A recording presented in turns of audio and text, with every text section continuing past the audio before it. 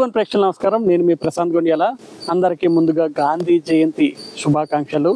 శ్రీకాకుళం జిల్లాలో ఆ మహాత్ముడు విడిచిన ఒక జ్ఞాపకం ఇప్పుడు మీకు పరిచయం చేయబోతున్నాను.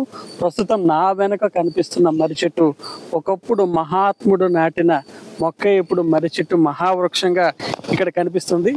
ఏదైతే శ్రీకాకుళం జిల్లా కేంద్రానికి కోతవేట దూరంలో ఉంది. ఆమదాలవలస పరిధిలో ఏదైతే దూసి రైల్వే స్టేషన్ క్విట్ ఇండియా ఉద్యమ సమయంలో 1942 సంవత్సరంలో మహాత్మా గాంధీ ఈ ప్రాంతానికి రైల్వే స్టేషన్లో వచ్చినప్పుడు, రైలు ద్వారా వచ్చినప్పుడు ఈ రైల్వే స్టేషన్లో 15 నిమిషాలు అయితే ఆగడం అయితే జరిగింది.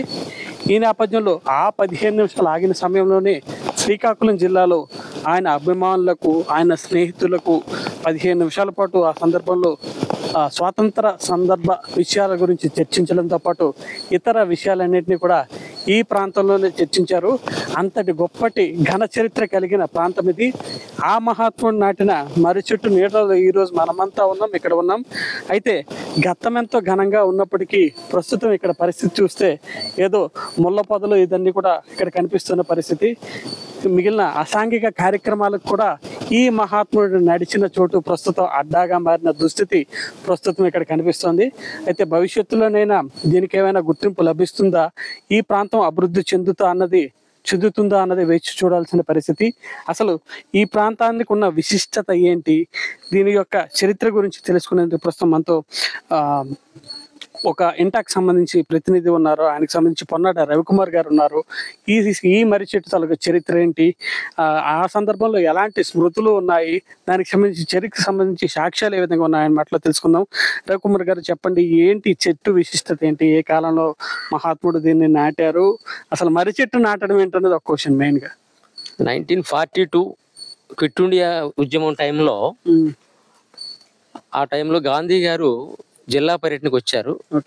ఆ టైంలో ఇక్కడ దూస్ స్టేషన్ లో ఆగడం జరిగింది. దూస్ స్టేషన్ లో ఎందుకు ఆగారంటే ఇక్కడ వాటర్, ఇక్కడ ఉన్నటువంటి కన్వీనియంట్ ప్లేస్ అనేసి ఇక్కడ ఆగడం జరిగింది.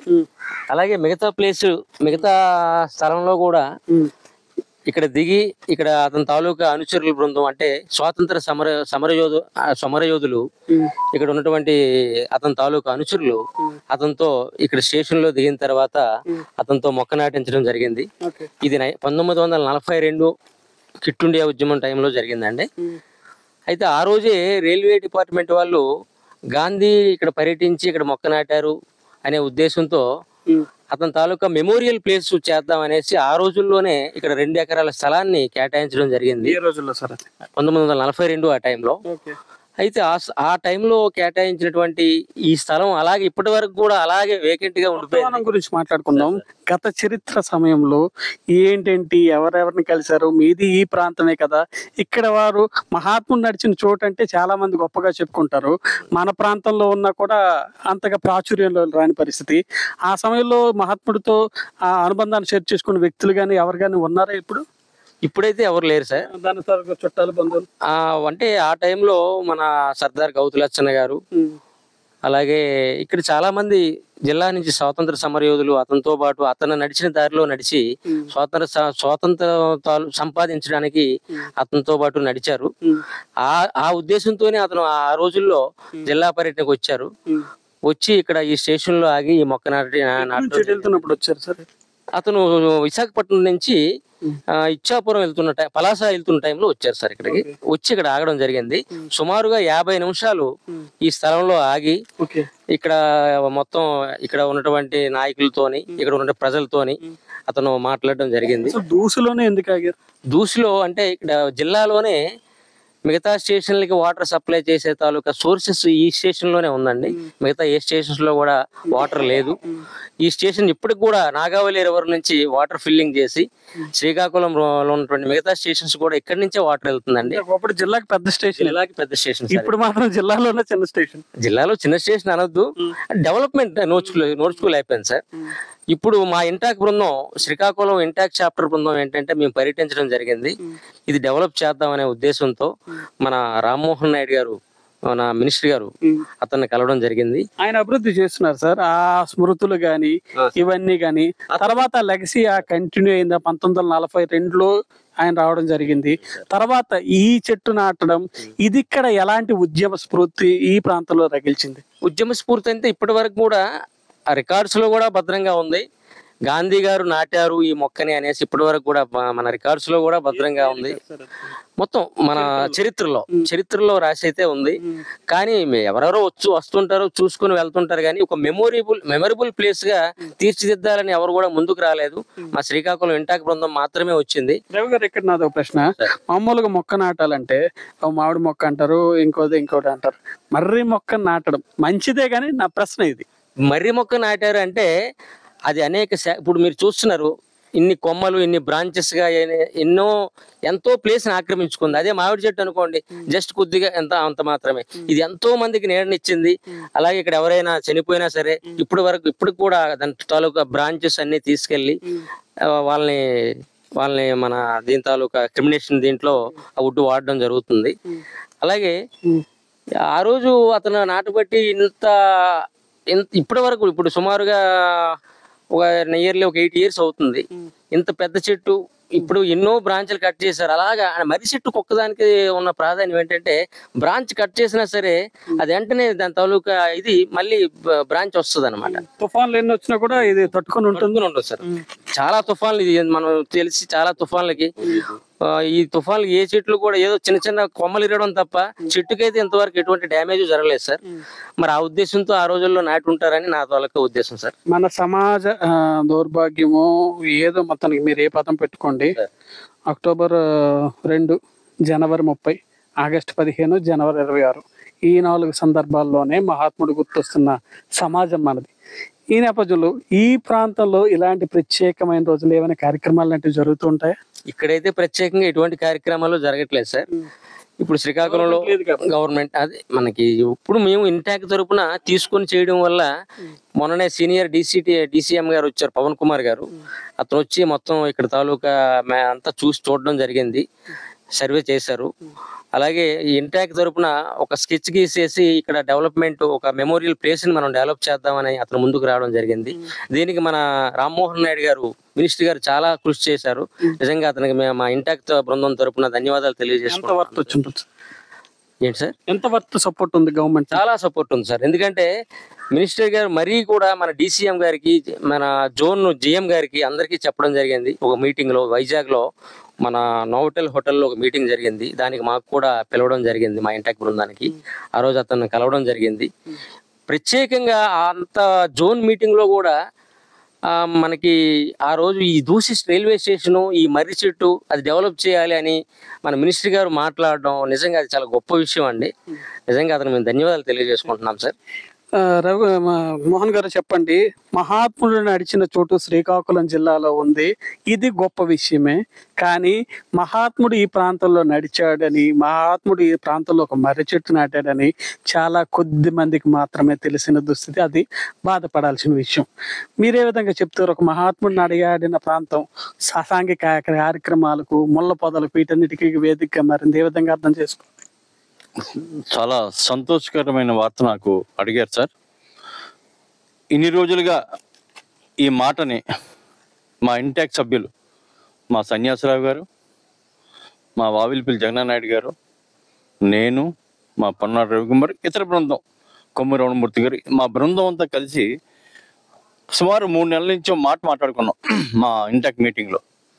సార్, మనం ఏదైనా దూసేషను గాంధీ మహాత్ముడు అంటున్నాం కదా, ఇంటాక్ అనగానే ఓల్డ్ హెరిటేజ్ కల్చర్ మనకు కావాలి కదా, దీన్ని ఎట్లాగైనా మనం డెవలప్ చేయాలి అన్న సదుద్దేశంతో మేమందరం మీటింగ్ పెట్టుకున్నాం. మీటింగ్లో అందరం ఒక లెటర్ రాయాలి. కేంద్ర మంత్రి గౌరవనీయులు మన యంగ్ MP రామ్మోహన్ నాయుడు గారు లెటర్ రాయాలి. లెటర్ తీసుకుని వాళ్ళకి వైజాగ్ డివిజన్ హెడ్కి ఇవ్వాలని కోరాం.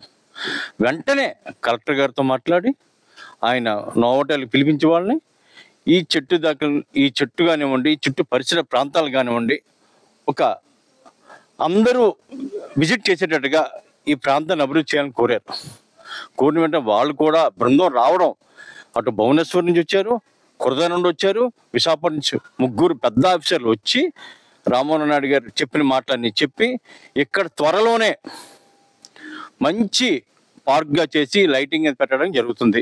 చాలా సంతోషదాయకం. ఎందుకంటే శ్రీకాకుళంలో మహాత్మా గాంధీ నడిచాడు, అంత పెద్ద మనిషి, మనందరికీ స్వాతంత్రం తెచ్చాడు. మనందరం ఇలా స్వేచ్ఛగా బతుకుతా ఉంటే ఆయన తాలూకే ప్రేరణే. కాబట్టి మేము అందరం చాలా సంతోషంగా అయితే పడుతున్నాం. ఏమేం చేస్తారు సార్ ఇక్కడ స్కెచ్లో? ఏమేమి?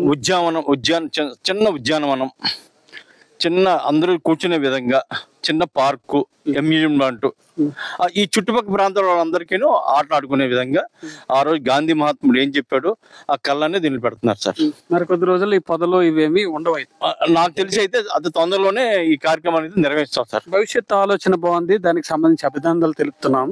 మన తరువాతి తరాలకు మన సాంస్కృతిక వైభవాన్ని అందించాల్సిన బాధ్యత చాలా మందిపై ఉంది. కానీ భవిష్యత్తులో ఇనిషియేషన్ తీసుకుంటున్నారు, కానీ ఇన్నేళ్ళు నిర్లక్ష్యానికి గురైంది. ఇప్పుడు ఉంది కాబట్టి కాపాడుతున్నారు, కనుమరుగై ఉంటే బాధపడే పరిస్థితి. ఇన్ని రోజులు నిర్లక్ష్యానికి ఏ విధంగా సమాధానం? ఇన్నాళ్ళు అనేక ప్రయత్నాలు చేస్తూనే ఉన్నారు సార్. కానీ మా బృందం, మా సన్యాసరావు గారు ఉన్నారు, మా జగన్ నాయుడు గారు, ఏ విషయం వదలొద్దు, మనం ఇలాంటి ప్రయత్నించారు. అంతకుముందు చేశారు, మా రాధాప్రసాద్ గారు చేశారు, పెద్దవాళ్ళందరూ చేశారు, చేయలేదనలేదు, ఫలవంతం అవ్వలేదు. ఫలవంతం అవడానికి మా రవి గారు అయితే ఎక్కడో తిరిగిశారు అంతే. మరి ఇలాంటి ఎవరో ప్రయత్నం చేయాలి కదా, చేసాం కాబట్టి మాకు సఫలీకృతమైందని నేను అనుకుంటున్నాను. ఇలాంటి చోట్లు ఏవైనా ఈ పరిసర ప్రాంతాల్లో మహాత్ముడు నడియాడిన ప్రాంతాలు ఇక్కడ ఈ సమీప ప్రాంతాలు ఎక్కడ ఉన్నాయి? మరి శ్రీకాకుళంలో నాగావళి హోటల్ ఉంది కదా, అక్కడ స్కూల్కి వచ్చారు కదా, ఎన్టీఆర్ హై స్కూల్కి వచ్చారు కదా, అక్కడ కూడా పబ్లిక్ మీటింగ్ పెట్టారు కదా. చాలా అంటే రిజిస్టర్డ్ మార్క్ అంటూ ఏం లేదు, రిజిస్టర్డ్ మార్క్ అంటూ లేదు. అక్కడ నాగావళి హోటల్ దగ్గర రావడం, మన స్కూల్కి రావడం, పబ్లిక్ మీటింగ్ నిర్వహించడం, నవ్వుపడి వెళ్ళడం, నౌపల్లో తిరగడం, ఇవన్నీ జరిగాయి. జిల్లాలో తిరగడం అని చరిత్ర చెప్తుంది, కానీ ఒక స్మృతి, ఒక జ్ఞాపకం అంటే ఇది ఒకటే ఉంది. నేను దాన్ని అందుకే స్మృతివరంగా చేద్దామని ఆలోచన మా అందరిదేను. ఇది ఎప్పటికి పూర్తవుతుందో నాకు ఆలోచన ఏమైనా ఉందా?